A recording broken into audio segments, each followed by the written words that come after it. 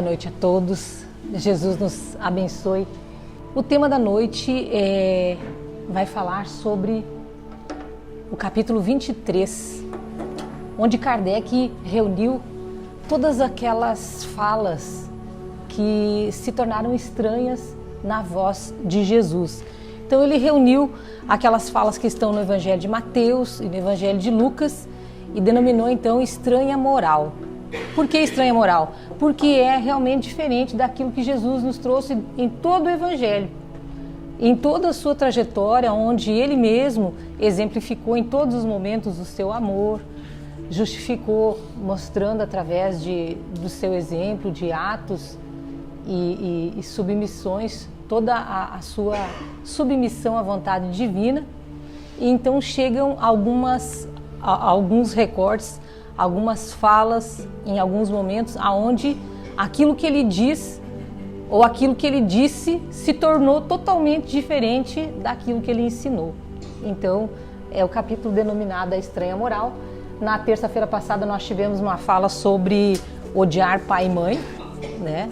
Então é estranho, né? Odiar pai e mãe vem totalmente contra aquilo que Jesus fala.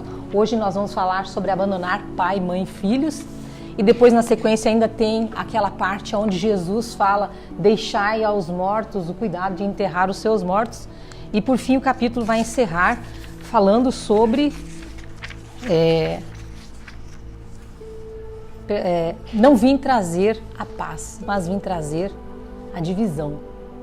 Então esses termos na voz do Cristo realmente deixam a gente em dúvida.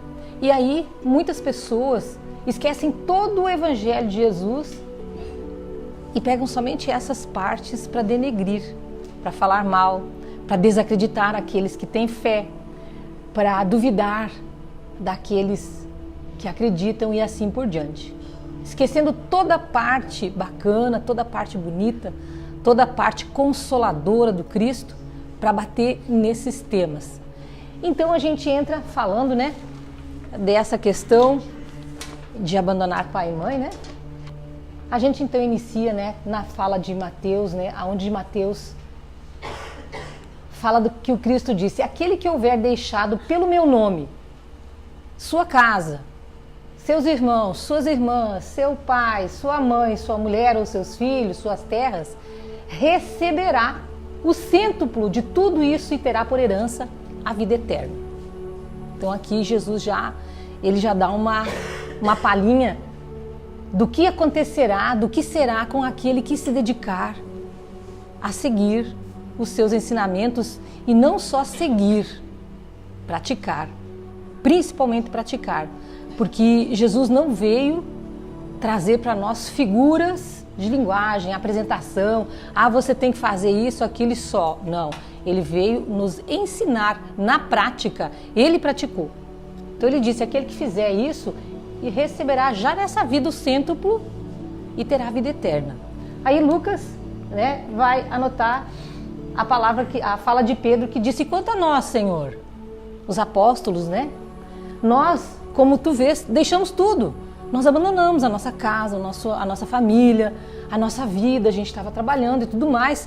Você chegou, nos convidou e a gente foi. E nós? E aí Jesus: digo-vos em verdade que ninguém deixará pelo reino de Deus sua casa, o seu pai, sua mãe, seus irmãos, ou sua mulher, seus filhos, que não receberá já neste mundo muito mais e no século vindouro a vida eterna. De novo ele fala em vida eterna, né? E aí em outra passagem de Lucas tem aquele, né, que se parece bastante com a gente, né, que fala: mas Senhor, eu te seguirei. A gente fala: eu até acredito, eu até vou seguir, mas deixa primeiro que eu usufruo da minha casa, né, daquilo que eu tenho lá na minha casa, para depois te seguir. E aí Jesus diz: quem quer que, tendo posto a mão na charrua, olhar para trás, não está apto para o reino de Deus. O que quer dizer isso? O que Jesus quis dizer com essas passagens? Ora, nós, em todas as nossas falas que o Espiritismo nos traz, com a codificação de Kardec, nos deixa bem claro a questão da caridade. Jesus não quis dizer que a gente tem que sair de casa, abandonar, não olhar mais para trás, não buscar mais os nossos familiares. O que Jesus vem nos dizer através disso é que nós devemos abrir mão do comodismo. A doutrina de Jesus é uma doutrina de ação, de atos. Jesus veio justamente para chacoalhar a nossa vida, dar uma mexida. Desde a época que ele veio até hoje, nós continuamos na inércia. A gente continua parado, esperando. Nós aprendemos durante séculos que bastava a gente fazer determinadas coisas ou ir a determinados lugares, ir a um templo, ir a um culto, ir numa missa ou aqui e ali, e a gente já estava salvo, já estava tranquilo. Se você contribui mensalmente, colabora com a caixinha, né, dá aquilo que você pode, o seu dízimo, você já está tranquilo. E Jesus nos diz que não é, isso tudo aí faz parte da nossa vida. Isso é normal. Isso nós temos que fazer. Casa nenhuma sobrevive sem pagar água, sem pagar luz, não é verdade? E quem não tem casa tem que pagar aluguel. Se você não pagar, passou um mês, 2, é despejado. Então o dinheiro faz parte da nossa vida. Se não fosse o dinheiro real como a gente usa atualmente, de repente poderia ser folha de laranjeira, seria a moeda, ou seria alguma outra, denário, seja lá o que for, alguma moeda que regulamentasse a nossa vida civil, para que a gente pudesse se organizar. Então, se eu colaboro com a instituição na qual eu participo, eu não faço mais do que a minha obrigação. A gente paga escola, a gente paga ônibus, a gente paga táxi, a gente paga um monte de coisa. Então, é normal. A gente estaria colaborando com qualquer instituição de caridade que necessita do valor para cobrir as suas despesas. Mas o que Jesus diz é que quem abre mão, quem faz mais, quem vai além, quem abre mão de estar no conforto da sua casa, estar usufruindo da companhia de alguns momentos com a família. E às vezes, gente, muitas vezes, a grande maioria das vezes, estes momentos que a gente tira para ficar com a família, a grande maioria das vezes são momentos de peleia, né? São momentos de briga, são momentos de discussões. Muitas vezes a família se reúne em festas, finais de semana, feriados prolongados e tudo mais, e acaba enveredando pelo campo da bebida e acaba não muito bem o final de semana. Então aquilo que deveria ser uma festividade acaba sendo um desgosto na família. Então assim, vale a pena ficar junto? Você acumulou alguma coisa boa, aprendeu alguma coisa boa, tirou alguma lição daquilo? Não. Então assim, não é que a gente não deva passar os finais de semana ou as festividades com os nossos familiares. De jeito nenhum, não estamos falando isso. Estamos falando que muitas vezes nós deixamos de fazer alguma coisa para o nosso próximo, de bem para o semelhante, para estar com os nossos e muitas vezes em situações extremamente desagradáveis, que se nós tivéssemos aberto mão e ido fazer alguma coisa boa, alguma coisa legal, a gente teria ganhado mais. E aí a gente fala, mas eu vou ajudar os outros não trabalham, eu trabalho bastante, quem é meu próximo? E aí Jesus, a gente vai ter todas as outras passagens do Cristo onde ele nos diz, toda vez que fizeres isto a um dos pequenos, né, um desses pequenos, é a mim que fazes. Quem é meu próximo é aquele que está mais próximo de mim. Lógico que a maioria das vezes também são os meus familiares. E aí ele diz, vai receber o cêntuplo. Então, se eu dediquei 1 hora da minha semana ao trabalho do bem, eu vou ganhar 100 vezes ou 100 horas, né? Eu vou ganhar 100 horas já, né, de tributo e assim por diante, gente. Essa é a conta. Aí a gente vai olhar para trás, mas será que é verdade? Olha só, na programação do Chico, ele veio para a programação reencarnatória do nosso querido Chico Xavier, era para que ele desencarnasse aos 72 anos. Ele ganhou uma moratória de 20 anos. Alguém quer moratória? Alguém quer viver um pouco mais? Entendeu? Às vezes a gente pensa, a gente não quer, né? A gente só lembra de querer viver mais quando a gente está próximo a partir, né, dessa vida aí que a gente pensa, meu Deus, o que eu poderia fazer? O que eu posso fazer para ganhar mais um tempo, ficar um pouco mais aqui? Tá aqui, ó, a fórmula. E aí ele fala, ó, e ainda vai ter por herança a vida eterna, que é o que nós queremos, que é o que todo mundo busca. É o que todas as religiões falam, mas não explicam como que a gente vai ter. Não é só pagar o dízimo, não é só estar sentado nas fileiras ouvindo as pregações que são feitas. É prática, é sair do nosso comodismo e praticar para que a gente possa realmente ter esta vida eterna. E vida eterna, gente, nada mais é, e o Espiritismo nos explica isso com muita clareza, é a gente ter a tranquilidade de despertar no plano espiritual entre amigos. Entre pessoas queridas que nos recebem, aonde a gente faz a passagem deste plano para o outro com tranquilidade, seguros, sem medo, entendeu? Então, por isso que a gente vê muitas pessoas partem tranquilas, serenas, de coração desapegado, né? Sem problemas nenhum, sem desconforto, confiantes de que do lado de lá espera uma pleiade de amigos. É a mesma coisa que nós fazermos uma viagem, a gente vai se preparar para viajar e a gente vai visitar amigos queridos do coração, que a gente não vê há muito tempo, a gente vai matar saudade. E aí a gente chega e tem aquela recepção calorosa, aquela recepção amorosa, onde os amigos esperam a gente de braços abertos, felizes por estarmos retornando. Então essa é a vida eterna que o Cristo nos promete. E aí na segunda passagem, quando Pedro diz, poxa, mas nós, né, nós aqui do Centro Espírita ou de outras denominações religiosas, que frequentávamos o centro, que abrimos mão de muitas horas com os nossos familiares, a gente deixou para trás muita coisa. A gente participa de encontro fraterno, a gente vai em reunião, vai aqui, vai ali, acaba gastando dinheiro do nosso bolso, etc e tal. E nós, que largamos tudo. E aí ele fala, ó, ninguém que abre mão da sua família, dos seus filhos, da sua casa, do seu pai, da sua mãe, dos seus cuidados, de estar em casa, de estar sem fazer nada, de estar dormindo, estar curtindo televisão, deitadinho no sofá, no arzinho e tal, né? Você abriu mão desse conforto, você abriu mão de estar numa festa de família, num final de semana, para ir fazer sopa, para ir fazer campanha Alta de Souza, distribuir um livro, ou ouvir alguém que está passando por alguma dificuldade, alguém que perdeu um ente querido, que está sofrendo, ou alguém que está com um ente querido acamado, hospitalizado em outra cidade, porque aqui todos nós viemos de algum lugar e deixamos para trás pessoas queridas também, né? Então ninguém, Jesus diz, que deixará a sua casa, os seus filhos, que já não receberá nesta vida, aqui já, e muito mais no século vindouro. Então a gente já começa a receber aqui. Como que a gente recebe?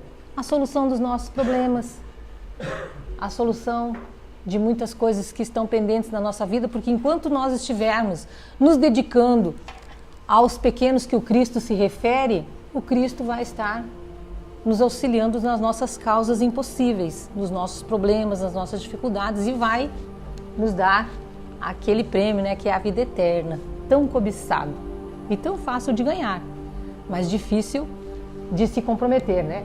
E aquele outro, né, que diz, olha, eu vou, mas primeiro eu quero descansar, eu quero aproveitar, eu vou festar e depois eu vou.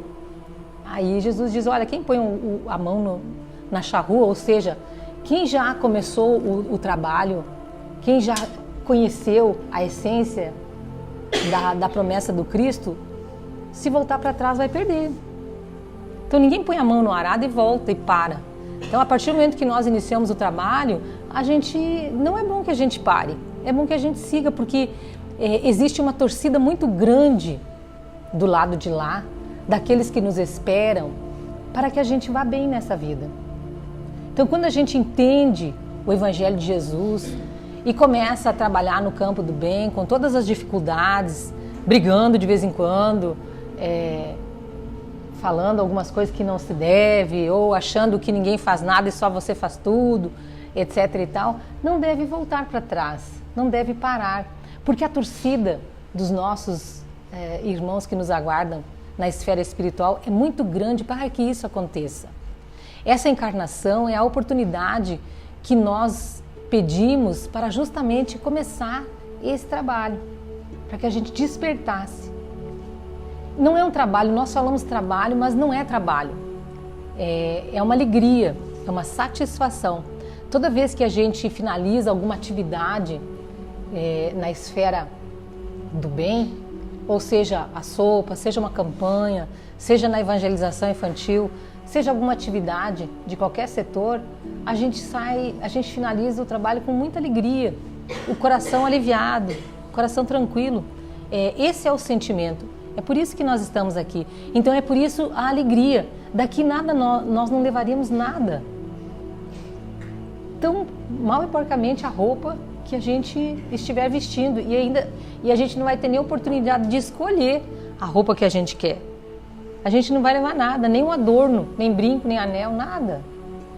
Talvez uma maquiagem, que agora estão maquiando os desencarnados, né? Talvez uma maquiagem mais legal, um batonzinho e pronto, nada mais.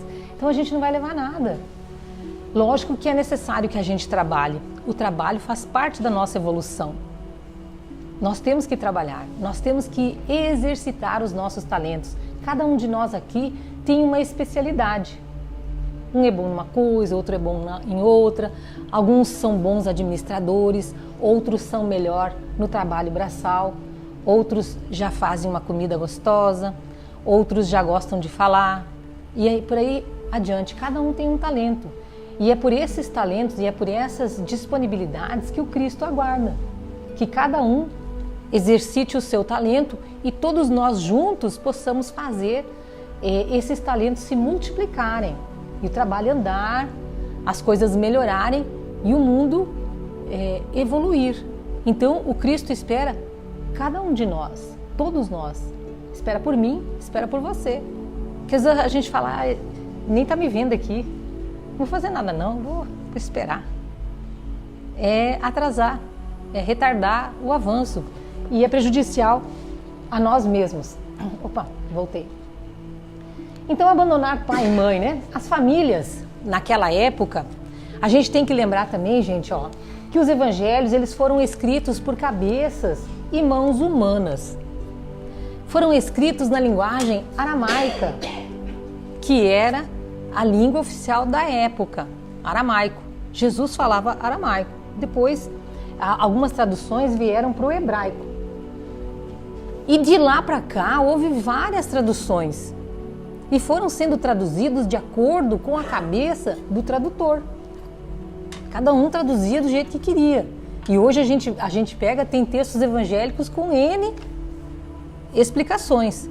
Mas esse termo abandonar é pela carência, é pela falta de termos que pudessem substituir na época aquilo que Jesus queria dizer. Então, naquela época, as famílias tinham crenças e tradições muito rigorosas naquilo que adotavam. Desviar-se daquelas tradições era considerado um escândalo. Abandonar pai e mãe, claro que abandonávamos. Se a gente pegar o romance há 2000 anos, que a gente estava falando recém, no início do romance, Emmanuel faz uma analogia, ele descreve a sociedade romana, aonde ele fala que as mulheres, elas eram muito fúteis, elas não faziam nada, as patrícias. Elas não faziam nada. Elas tinham desde amas para ajudá-las a sair da cama, a se vestir, a banhar, a arrumar cabelo, pentear cabelo, tudo. Elas simplesmente pariam e as outras, as babás que cuidavam as crianças. Elas não estavam nem aí. E se a gente for olhar na história antiga, a gente vai ver que muitas pessoas, muitas famílias deixavam as crianças se criando. Era o mundo que criava. Então esse termo abandonar, ele faz pouca diferença. Se nós estudarmos a pedagogia, né, e eu falo porque eu sou pedagoga, a gente vai ver que há poucos anos atrás ainda a criança era relegada ao último lugar. Há pouco tempo que a criança hoje ela tem um espaço especial. Hoje existem direitos e tanto a mulher também tem direitos. Hoje nós temos Maria da Penha, né? Se você bobear, né? Já sabe. Então, assim, essas leis são recentes. Então, o termo abandonar pai, mãe e filho é uma pobreza de linguagem para a época. se tratava de tradições e não de cuidados, como o termo se refere, né? Então, aquele que não se sujeitasse a abandonar as tradições da família não poderia aceitar seguir Jesus. E a gente vai ver também naquela parte onde o jovem, aquele jovem mancebo, vem e pede para Jesus. Ele fala: bom mestre, o que eu preciso fazer para conseguir a vida eterna? O que fazer, né? Ele era um jovem rico e ele queria, conversando com Jesus, e Jesus disse: olha, você tem que observar o que diz a lei, que é não matar, não roubar, honrar pai e mãe, aquela coisa toda, que são os 10 mandamentos da lei de Deus, né, trazidos por Moisés. Ele fala: não, eu observo todas as leis, eu faço tudo isso. Aí Jesus fala para ele: então vai, vende tudo que você tem, entrega aos pobres e aí vem e me segue. E ele não conseguiu fazer isso porque ele ainda tinha um apego ao mundo. Então Jesus estava pregando uma renovação, né? E essa renovação, ela vem de lá para cá, até hoje. Jesus traz para nós essa mudança. Seguir Jesus é mudar de vida, gente. Mas não é mudar, agora eu tenho que ser pobre, eu tenho que ser miserável. Não, Jesus não quer um bando de seguidor mendigo, não é nesse sentido. Não é um bando de estrupiados. Apesar de que o Cristo veio para todos e todos têm o mesmo valor para Jesus. A recém nós falamos dos talentos. Jesus quer que todos nós exercitemos os nossos talentos. Quando Jesus fala vai e vende o que você tem, é a questão do desapego. É trabalhar em nós o desapego. Nós não sabemos qual será o dia da nossa partida desse plano. Nada nos pertence. Tudo é do nosso Pai. Nós somos apenas usufrutuários. Nós podemos usufruir de tudo o que tem aqui na Terra. Só usufruir, levar nada.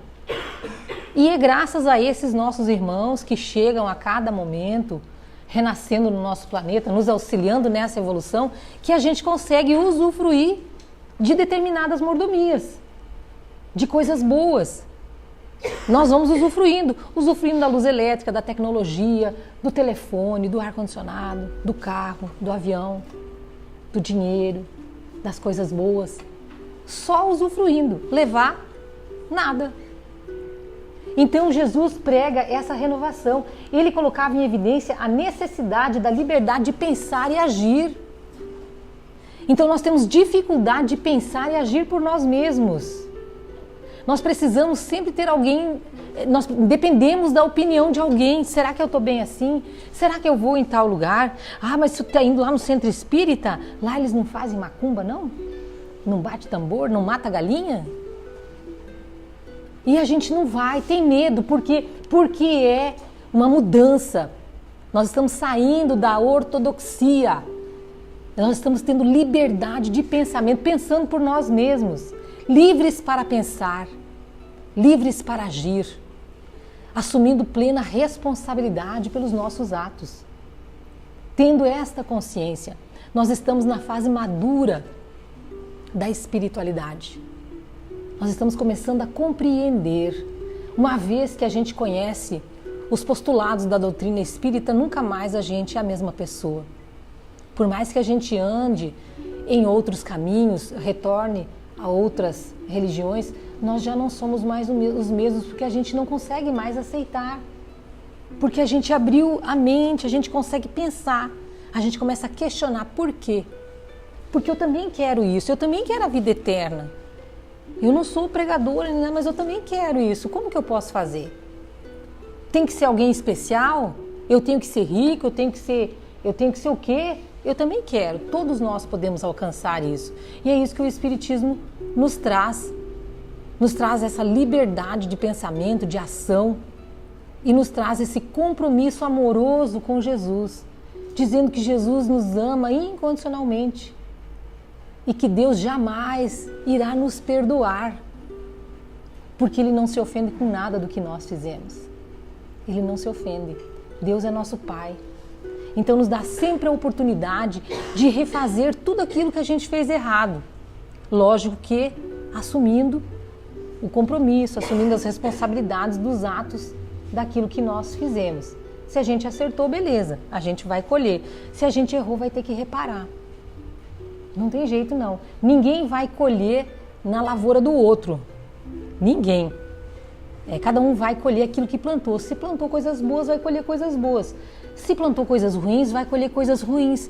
Mas o bom da doutrina espírita que nos diz que essas coisas ruins nós podemos colher desde agora, refazendo o nosso caminho, olhando para trás, analisando aquilo que nós erramos e buscando perdão, perdoando e pedindo perdão pelas ofensas que a gente cometeu. Orai pelos vossos inimigos, né, que Jesus pede. Reconcilia-te enquanto você está no caminho. Se você fez mal a alguém, né, é que nem Jesus fala, ó, se você fez mal a alguém, se alguém bater na tua face direita, dá à esquerda para ele bater também. Se alguém convida você a caminhar 1000 passos, anda 2000. Se alguém te pediu uma blusa, um casaco, dá a túnica também.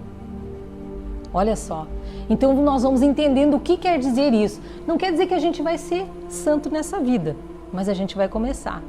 A gente vai começar a colocar os pingos nos is. É difícil pedir perdão? Claro que é. O perdão, ele é uma fruta amarga na nossa boca e ele continua amargo enquanto a gente não pede perdão. A partir do momento que você pede perdão, ele se torna doce. Ele é um doce, ele é um bálsamo na nossa vida. Ele cura. O perdão cura doenças, cura o câncer. A grande maioria das doenças do século são trazidas justamente pela falta de perdão, pelo nosso orgulho, né? Pela nossa prepotência, pelo nosso egoísmo. Então todas essas doenças nós vamos acumulando ao longo dos séculos, né? Ao longo das nossas vidas, e temos dificuldade de nos desprender delas. Então Jesus vem e nos traz essa renovação, essa necessidade de mudança. E aí se vão mais de 2000 anos, né? Jesus não exige que o sigamos fisicamente, nem exige que abandonemos a nossa família para seguir o cristianismo, mas ele sugere. Jesus sugere, ele não impõe. Em nenhum momento ele sugere que estudemos os seus ensinamentos para que mais esclarecidos coloquemos em prática os seus ensinamentos, vivendo e convivendo melhor com os familiares e com o mundo. Aí sim. Aí se você conhecer, aí você vai pegar o Evangelho lá no capítulo 14 e você vai estudar a formação das famílias. Você vai estudar no capítulo da reencarnação que dentro da nossa família nós recebemos os nossos inimigos. Ah, negócio é esse? Como assim? Claro, é a explicação mais lógica que a gente vai encontrar. Por quê? Como assim inimigos? Somente através do amor que nós vamos conseguir perdoar. De outra forma não tem como. E aí a gente vai formando aquelas famílias que, lógico, que dependendo do número de familiares, existem aquelas compensações, aqueles filhos que são maravilhosos, que são um doce, e tem aqueles filhos que são eternos problemas, mas que nós, como pais, pedimos a Deus a oportunidade de auxiliá-los a atravessar esta senda dolorosa nesta encarnação, ensinando o caminho, auxiliando eles em todas as dificuldades e sendo pais, mães comprometidos, guiando eles no caminho do bem. Então, gente, o Espiritismo nos faz ver serem do espírito e não do corpo os verdadeiros laços de afeição. Então é por isso que a gente vai, estudando, a gente vai sabendo. Esses laços, eles não se quebram com a separação, quando a gente abandona pai e mãe, quando a gente sai de casa, quando o nosso filho é chamado para servir no exército, ou passou, agora a gente tem o Enem, né? O Enem, ele veio para separar as famílias, né? Gente, os filhos fazem a prova do Enem, quando vê, passou lá não sei aonde, em cidade que você nunca viu, e lá se vai ele embora. E você fica desesperado, fica apavorado. E os filhos são do mundo, né? E aí os pais ficam desesperados e acabam tendo que deixar, muitos não deixam, fica doente e não sabe o que fazer. Então o Espiritismo vem nos dizer que esses laços, eles não se quebram, eles não se rompem com o afastamento, eles se firmam cada vez mais, né? E nem mesmo a morte pode acabar com esse amor, né? Então nós estamos aqui para aprender a nos amarmos. Às vezes nós estamos aqui em família para sanar, para quitar algum débito. E depois disso, voltando ao plano espiritual, cada um vai para o seu lado, resolveu o problema. Resolveu aquela pendência que a gente tinha de, às vezes, de 3, 4 vidas passadas. E aí, tranquilo. Então, por isso que nós temos que aproveitar essa oportunidade. É por isso que nós precisamos estudar o que o Espiritismo, o que Jesus quis dizer. O Espiritismo veio clarear a nossa mente com relação a este ensinamento, né? Gente, eu trouxe uma passagem aqui do livro Fonte Viva que fala da passagem do filho pródigo, né? Que a gente conhece já, aquela parábola do filho pródigo, e aqui é explicada por Emmanuel, que fala ergâmonos. É aquele filho que pede para o pai a herança. Ó, me dá aí o que eu tenho de direito, o que é meu, e eu vou embora. E o pai deu para o filho, separou o que tinha, né? Tinha 2 filhos, deu para ele a herança e ele saiu no mundo. E a gente conhece a história que ele gastou toda a fortuna e quando ele não tinha mais nada, ele pensou, poxa, lá no meu pai tinha tudo, os empregados eram tratados muito bem. Se o meu pai deixar que eu trabalhe no chiqueiro com os porcos, já para mim já tá bom, porque eu não tô comendo nada, tô comendo lavagem, então tá ótimo. E foi. Ele tomou a decisão de voltar para casa. Essa é a grande a grande tirada, é nós tomarmos essa decisão de voltar para a casa do Pai. É pedir perdão, é a gente rever os nossos atos. Se erramos, se prejudicamos, se ofendemos, é voltar atrás, é pedir perdão, é fazer o caminho de volta. Enquanto a gente ainda tem tempo, enquanto a gente ainda está no caminho. Depois, não dá mais tempo. Aí a gente vai ter que esperar. E às vezes esperar muito tempo. Então, a casa do Pai é onde tem tudo. E é isso que Jesus nos trouxe, dizendo para nós que o lugar mais seguro para nós é junto de Deus. É ouvindo, é exercitando, é praticando aquilo que Ele nos trouxe. É difícil? Claro que é, gente. Nós estamos numa escola. E a nossa vida é uma sala de aula, onde todos os dias nós temos lições diferentes para a gente aprender, colocar em prática, e ainda tem lição de casa, que é a reforma íntima. Você chega em casa e vai ter que fazer análise do seu dia. Como que você foi? O que você fez? Se alguém que esteve com você, se você estivesse com essa pessoa, você ia sentir vergonha do que fez? Então você faz essa análise e aí você vai dormir tranquilo. Então nós temos tarefa para o resto dessa vida e para as próximas que virão. Então a gente pegou lá na parte de Gálatas, no capítulo 6, que ele fala: não vos enganeis, pois tudo que o homem semear, isso também ceifará. E façamos bem a todos. Que esse seja o nosso lema, né? Que Jesus nos abençoe sempre. Nós vamos para o passe, gente, e depois a gente volta para a prece final.